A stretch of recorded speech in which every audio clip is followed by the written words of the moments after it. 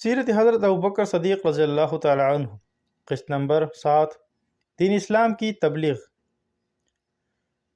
حضرت سیدنا ابوبکر صدیق رضی اللہ عنہ کے اسلام لانے سے دین اسلام کو جو توقیت ملی وہ اس بات سے بھی ظاہر ہے کہ آپ رضی اللہ عنہ چونکہ قریش مکہ میں بلند مقام کے حامل تھے اور ہر شخص آپ رضی اللہ عنہ کا عزت کرتا تھا، اس لیے جب آپ رضی اللہ عنہ اپنے حلقہ احباب میں دعوت اسلام دی تو بے شمار لوگ دائر اسلام میں داخل ہوئے۔ جس وقت حضرت سیدنا ابوبکر صدیق رضی اللہ عنہ نے اسلام قبول کیا اس وقت آپ رضی اللہ عنہ کی عمر مبارک 38 سال تھی۔ آپ رضی اللہ عنہ نے اسلام قبول کرنے کے بعد تبلیغ اسلام اور اشاعت اسلام کے لیے اپنی زندگی وقف کر دی۔ آپ رضی اللہ عنہ کی تبلیغ سے بنو امیہ، بنی اسد، بنی زہرہ اور بنی تمیم کے کئی عمائدین دائر اسلام میں داخل ہوئے۔ ابن اسحاق کی روایت ہے کہ حضرت سیدنا ابوبکر صدیق رضی اللہ عنہ نے جب شروع میں لوگوں کو اسلام کی دعوت دی تو حضرت عثمان بن عفان رضی اللہ عنہ، حضرت زبیر بن عوام رضی اللہ عنہ، حضرت عبد الرحمن بن عوف رضی اللہ عنہ، حضرت سعد بن ابی وقاص رضی اللہ عنہ اور حضرت طلحہ بن عبید اللہ رضی اللہ عنہ نے اسلام قبول کر لیا، اور ان پانچوں صحابہ کا شمار اپنے قبائل کے نامور سرداروں میں ہوتا تھا، اور بعد ازاں یہ تمام صحابہ عشرہ مبشرہ میں شامل ہوئے جنہیں حضور نبی کریم صلی اللہ علیہ وآلہ وسلم نے دنیا میں ہی جنت کی بشارت دی۔ ام المومنین حضرت عائشہ صدیقہ رضی اللہ عنہ سے مروی ہے کہ جب حضرت سیدنا ابوبکر صدیق رضی اللہ عنہ نے لوگوں کو دعوت اسلام دی تو سب سے پہلے حضرت عثمان بن عفان رضی اللہ عنہ، حضرت طلحہ بن عبید اللہ رضی اللہ عنہ، حضرت زبیر بن عوام رضی اللہ عنہ، حضرت سعد بن ابی وقاص رضی اللہ عنہ اور حضرت عبد الرحمن بن عوف رضی اللہ عنہ نے اسلام قبول کر لیا۔ اس کے بعد حضرت عثمان بن مظعون رضی اللہ عنہ، حضرت ابو عبیدہ بن جراح رضی اللہ عنہ اور حضرت ابو سلمہ رضی اللہ عنہ اور حضرت ارقم رضی اللہ عنہ نے اسلام قبول کر لیا۔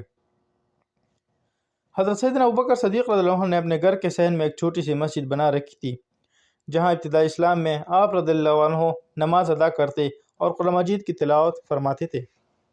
دوران تلاوت آپ رضی اللہ عنہ پر گریہ طاری ہو جاتا اور لوگوں کا ایک جمع غفیر آپ رضی اللہ عنہ کی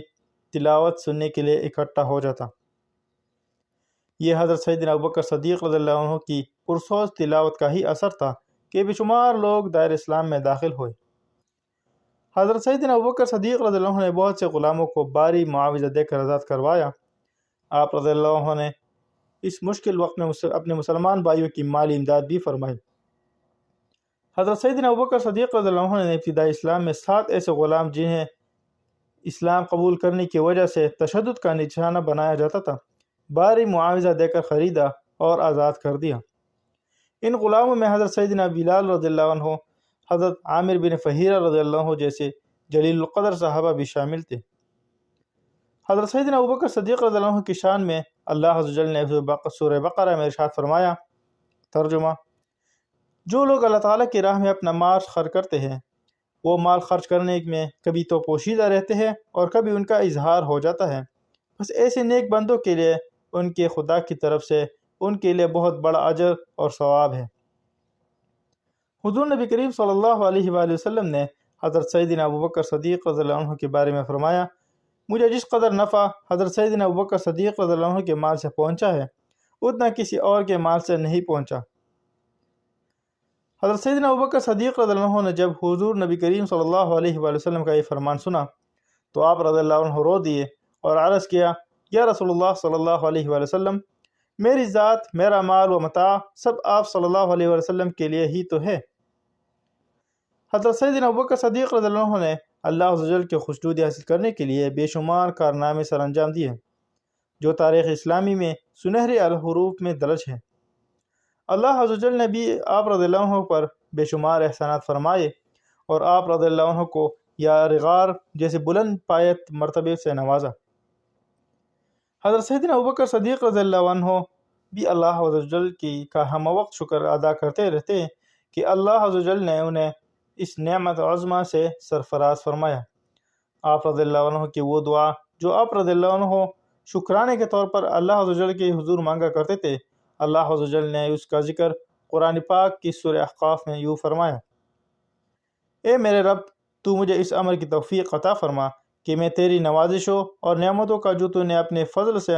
مجھ پر انعام فرمائی ہے ان کا میں شکر ادا کر سکوں۔ ان نعمتوں میں سے ایک نعمت اسلام ہے۔ اسی طرح جو نعمت تو نے میرے والدین کو عطا کی کہ وہ نعمت اسلام، زندگی اور قدرت ہے، اور میرے خالق و مالک مجھے اس عمل کی توفیق عطا فرما کہ میں نیک عمل کر سکوں، ایسے نیک عمل جن کو تو پسند فرماتا ہے اور جو خالص تیری رضا کے لیے ہوں، اور میری اولاد کو بھی اس نیک عمل کو جاری رکھنے کی توفیق عطا فرما۔ میں کسی ایسے عمل خیر کا طالب نہیں ہوں جس میں تیری رضا شامل نہ ہو۔ میں تیری ہی طرف گردن جھکائے ہوئے ہوں اور صرف تیرے ہی احکام کی بجا آوری کا طلبگار ہوں۔ حضور نبی کریم صلی اللہ علیہ وآلہ وسلم کے اعلان نبوت کے بعد جب حضرت سیدنا ابوبکر صدیق رضی اللہ عنہ نے اسلام قبول کیا تو آپ رضی اللہ عنہ نے اپنی تمام زندگی حضور نبی کریم صلی اللہ علیہ وآلہ وسلم کی اطاعت اور اللہ عز و جل کے احکامات کے تابع کر لی۔ آپ رضی اللہ عنہ اسلام کے اس قدر شیدائی تھے کہ ہر موقع پر حضور نبی کریم صلی اللہ علیہ وآلہ وسلم کے ہمراہ رہے، جنگ ہو یا امن، ہر موقع پر دین اسلام کی سربلندی کے لیے کوشاں رہے۔ حضرت سیدنا ابوبکر صدیق رضی اللہ عنہ کی انہی قربانیوں کی وجہ سے حضور نبی کریم صلی اللہ علیہ وآلہ وسلم نے فرمایا تھا، میں نے ہر ایک کے احسانوں کا بدلہ دے دیا ہے، لیکن ابوبکر رضی اللہ عنہ کے احسانوں کا بدلہ روز محشر اللہ عز و جل خود دے گا۔ سکینۃ الاولیاء کے مصنف دارالشکوہ اپنی تصحیف میں بزرگان دین کے حوالے سے لکھتے ہیں کہ کوئی بھی صوفی اس وقت تک مقام فنا کو نہیں پہنچ سکتا جب تک وہ صوفی خلوص نیت سے حضرت سیدنا ابوبکر صدیق رضی اللہ عنہ کی پیروی نہ کرے۔ حضرت سیدنا ابوبکر صدیق رضی اللہ عنہ کے بارے میں حضور نبی کریم صلی اللہ علیہ وآلہ وسلم کا فرمان عالی شان ہے، میں نے کہا کہ میں پیغمبر ہوں تو وہ بغیر کسی معجزے کو دیکھ کے مجھ پر ایمان لے آیا۔ جب میں نے کہا کہ مجھے معراج کی شہادت حاصل ہوئی ہے تو اس نے میرے واقعہ معراج کی تصدیق کی۔